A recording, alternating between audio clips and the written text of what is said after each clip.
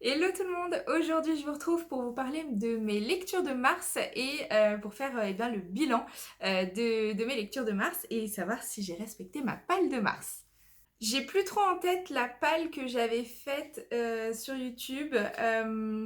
Déjà c'est sûr que j'avais dit que j'allais poursuivre ma relecture de la saga Le Prince Cruel dans l'idée de lire le tome 3 qui sortait donc le 23 mars, donc il n'y a pas très longtemps. Et effectivement, j'ai relu le tome 2. Donc Le Roi Maléfique, le tome 2, donc c'est un tome qui est assez sympa. De toute façon, je pense que je vous ferai une vidéo zoom sur la saga Le Prince Cruel pour pouvoir vous détailler un petit peu plus en détail mon avis sur cette saga parce qu'il y a beaucoup de choses à dire. C'est une saga qui est très sympa, mais c'est une saga qui a aussi beaucoup de choses problématiques dans la relation entre les personnages, je trouve. Voilà, il y a beaucoup de choses à dire, donc je pense que je ferai une série, du moins une vidéo zoom sur cette saga-là. Donc j'ai bien relu Le Roi Maléfique et j'ai enchaîné sur Les Sœurs Perdues, la nouvelle de Holly Black, toujours dans la même lignée. Et cette fois-ci, on se base sur Taryn, la sœur de Jude. Donc voir un petit peu son point de vue. J'ai trouvé cette nouvelle plutôt intéressante, vraiment chouette. De ce que j'ai compris, elle l'avait publié entre le tome 1 et le tome 2. Nous, en France, la traduction n'est parue que après le tome 2. Mais bon, c'est pas gravissime, c'est pas catastrophique. Donc j'ai bien aimé, une bonne lecture, très courte. Et ensuite, entre la nouvelle et le tome 3, j'avais, je dirais, une semaine et demie avant d'attendre la sortie du tome 3. Et donc, je vous avais dit dans ma palle que je lirais peut-être Heartstopper en attendant pour pouvoir couper un peu. Au final, je l'ai toujours pas lu, mais par contre, j'ai jeté mon dévolu sur ceci. La chronique des Bridgerton, le tome 1 et 2, vous allez voir. Donc Daphné et Anthony. Et donc j'ai lu les deux tomes à la suite l'un de l'autre. Et j'ai vraiment adoré.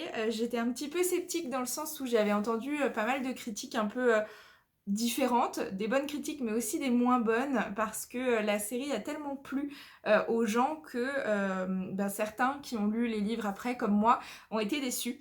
Moi pas du tout, c'est vraiment une très très bonne surprise. Je trouve que le bouquin apporte plein de choses et c'est assez différent quand même de la série et je pense que j'ai préféré l'histoire dans les livres. Donc très contente pour ça. Là, je suis en train de commencer tout juste, j'en suis à l'épisode 1 pour la série basée sur Anthony, donc la saison 2 sur Netflix. Euh, c'est très bien. Le casting est super, j'aime beaucoup les actrices qui jouent les rôles d'Edwina et de Kate. Donc c'est cool, mais par contre, je sais pas, je trouve que dans le bouquin, il y a un petit truc en plus et qu'on est quand même bien accroché au perso. Donc ravie de cette lecture et ça me confirme dans le fait qu'il faut absolument que je me procure les prochains tomes dans cette édition toujours. Donc j'ai lu le livre sur Daphné et le livre sur Anthony.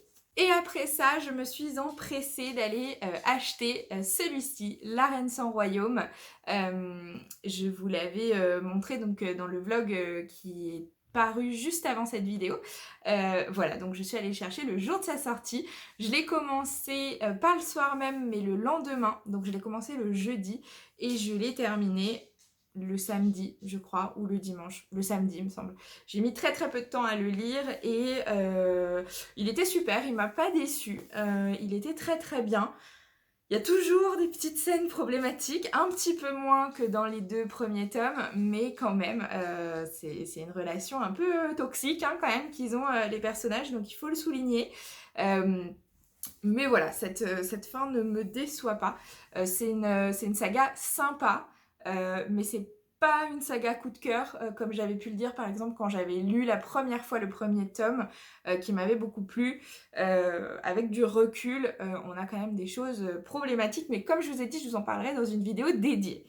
Voilà pour mes lectures de mars. Je suis quand même plutôt très contente puisque j'ai lu eh bien 1, 2, 3, 4 romans et une nouvelle. Donc plutôt contente de ce mois de lecture. J'ai pas lu Heartstopper, je sais plus ce que j'avais mis d'autre dans ma palle. J'avais peut-être mis Le sang et la cendre, je sais plus, ou La trahison de Camelot. Je sais plus ce que j'avais mis, mais en tout cas, j'ai pas lu cela en tout cas. De toute façon, je vais vous faire ma palle du mois d'avril très bientôt, donc vous la verrez sur la chaîne et vous verrez que je vais mettre plein de choses super chouettes pour les lectures d'avril, donc je vous laisserai regarder ça juste après. Voilà pour ma vidéo, n'hésitez pas à me dire vous ce que vous avez lu au mois de mars en commentaire, n'hésitez pas à me dire tout ça, et puis si vous avez lu les livres que je vous ai présentés, n'hésitez pas à m'en faire un retour aussi, ça m'intéresse beaucoup. Je vous remercie d'avoir regardé la vidéo et je vous dis à très bientôt dans une nouvelle. Bye!